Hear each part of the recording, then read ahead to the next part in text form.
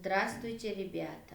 Сегодняшняя тема «Мы рисуем». Сәлеметсіздер ме, балалар? Бүгінгі тақырып біз сурет саламыз. Упражнение первое. Прочитай. Бірінші жаттығу оқимыз. Я рисую. Я взял карандаш и присел за тетрадь. Портрет человека решил написать. Вот круг. Это будет у нас голова. Вот нос. Закорючка, вот бровь, раз и два. Вот уши, опять я бумаги коснулся и вычертил рот. Человек улыбнулся. Глаза, их последними выписал я, и копия вышла моя. Ребята, вы должны сами самостоятельно прочитать это стихотворение. Если прочитали, вы молодцы. Оқушылар, өзіміз осы өлең жолдарын бір рет оқып шығамыз. Следующее у нас задание. Первое задание. Расскажи, о чем говорится в стихотворении. Используй слова, жесты, мимику, движение. Мәтін не туралы екенін іс-қимылдар арқылы, сөздер арқылы түсіндіреміз. Следующее задание. Найди в тексте выделенные слова, действия. Іс-қимылды білдіретін сөздерді өлең жолдарының ішінен анықтаймыз. Укажите форму, времени и число. Осы шақ, өткен шақ, келер шақ, қай шақта тұрғанын және көпше жекше түрде тұрғанын анықтаймыз. Запиши в тетрадь. Дәптерге жазамыз. Попробуй убрать эти слова действия из текста. Что получилось? Қарамен жазылған сөздерді алып тастап оқып көреміз. Не шықты? О каком жанре живописи говорится в стихотворении? Қандай кескіндеме жанрында тұрғанын анықтаймыз.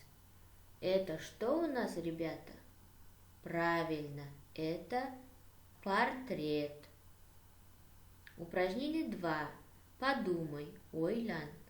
Преобразуй выделенные в тексте слова, действия таким образом, чтобы эти действия повторялись. Например, образец. Взял, берет. Іс-қимылды білдіретін сөздерді мәтіннің ішінен, яғни өлең жолдарының ішінен өзгертеміз. Бірақ осы іс-әрекеттер қайталануы керек. Сол сөздерді табамыз. Взял, берет. Алды, екеуі де алды деген мағынаны білдіреді. Идем дальше. Упражнение 3. Творческое задание. Творчестволық тапсырма. Приготовь цветные карандаши и лист бумаги. Түрлі түсті карандашпен бір бетті дайындап қоямыз. Первое. Сначала нарисуй линии для холмов. Второе. Потом дорисуй на холмах елочки. Затем нарисуй тучки на небе и раскрась рисунок. Четвертое. Получился зимний пейзаж, и твое настроение улучшилось. Бірінші. Тау төбелерді суретін бір сызықпен көрсетіп сызамыз. Кейін шыршаларды суретін саламыз. Кейін аспанға бұлттардың суретін саламыз және барлығын бояймыз.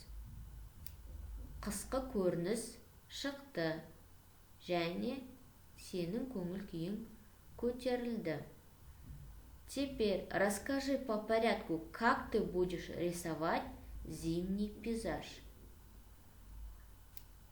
Қысқы көріністі қалай салатыныңды айтып бер. Попробуй дома нарисовать летний пейзаж, используя образец зимнего пейзажа. Жазғы көріністі үйден саламыз және қысқа көріністің үлгісімен дайындап айтып береміз, қолданамыз. Упражнение 4. Поработай с предложениями. Запиши в тетрадь сложные предложения. Сөйлемдермен жұмыс жаса. Күрделі сөйлемдерді дәптерге жазып аламыз. Запомни, сложные предложения состоят из двух частей и соединяются союзами и, а, но. В сложном предложении перед союзом ставится запятая. Күрделі сөйлемдер екі немесе одан да көп сөйлемнен тұрады. Оларды а, но, и деген союздар біріктіреді.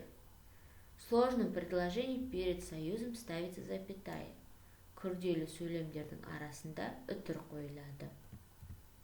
Следующее у нас упражнение 5. Поиграем, ойнаймыз. Вставь предлоги в «на», покажи предложение движениями. В «на» предлогтарын қойып шығамыз көп нүктенің орнына. Және өлеңді оқып, іс-қимылмен көрсетеміз. Следующее. Так, прочитай сложные предложения и нарисуй схему. Күрделі сөйлемді оқып, және схемасын сызамыз. Карандаши лежат в коробке, а книги лежат в рюкзаке. Назови предлоги и союзы. Предлог пен союздарды табамыз. Что соединяет предлог, что соединяет союз? Предлог.